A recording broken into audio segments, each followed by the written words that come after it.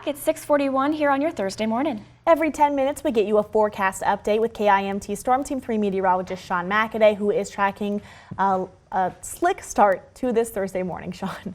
Yeah, unfortunately, we've seen some accidents and some slowdowns from those slick conditions. We had a lot of rain yesterday. It was like we were in a cloud all day long with that kind of really light drizzle and mist. That is frozen on the roads this morning because temps have dropped a little bit below freezing, so we're tracking that. I'm also tracking finally some sunshine towards late this afternoon and tomorrow before another chance for some more maybe flakes or raindrops at times.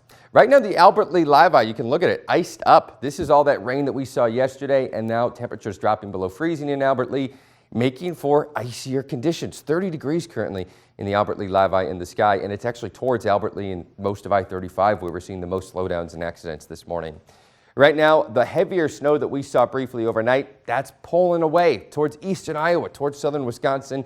We are still looking at a couple of flurries here or there, so we're not totally done with the snow, but this flurries we're seeing right now on the radar, really moving in towards Byron and Rochester, not that problematic. What's more problematic is really the icy roads that we're seeing, which are probably spotty. There's probably some spots where they're not as icy, and there are probably some spots where they definitely are.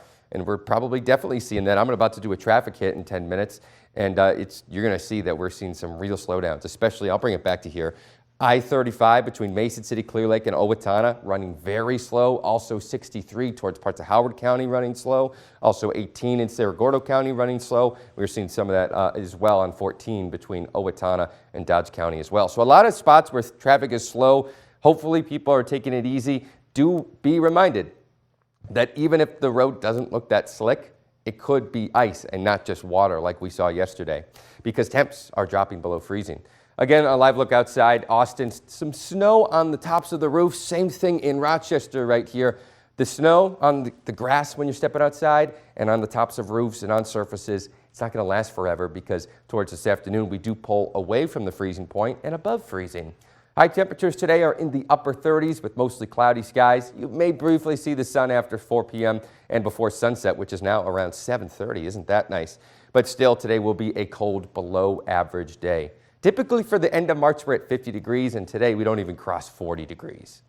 Overnight, we're going to see some clear skies briefly. The clouds finally pull away, and that could be cool because there's a chance for the northern lights. Tonight, I'll talk about that in a second, but bringing it back to tomorrow. Tomorrow, this is the spring day you want for the first day of April. Sunny skies, temperatures near 50 degrees. We see the same thing for Saturday, but in between that Friday and Saturday, especially early Saturday morning, there's going to be a brief chance for some rain and snow again. So a recap of the next 3 days, things are definitely feeling more spring-like, high temperatures near 50 degrees this weekend. And I also mentioned it before, but there's going to be a chance for the northern lights tonight with some clear skies. Not quite as good of a chance as last night. Last night was the best chance in years. We actually would have seen it last night if it wasn't for the clouds. There were some brilliant pictures from South Dakota, which is just directly west of us. So I'm kind of disappointed by that. Every time we have a chance to see them, it's cloudy. Yeah. Fingers crossed at some point. I really want to see it. Me too. All right, thank you, Sean.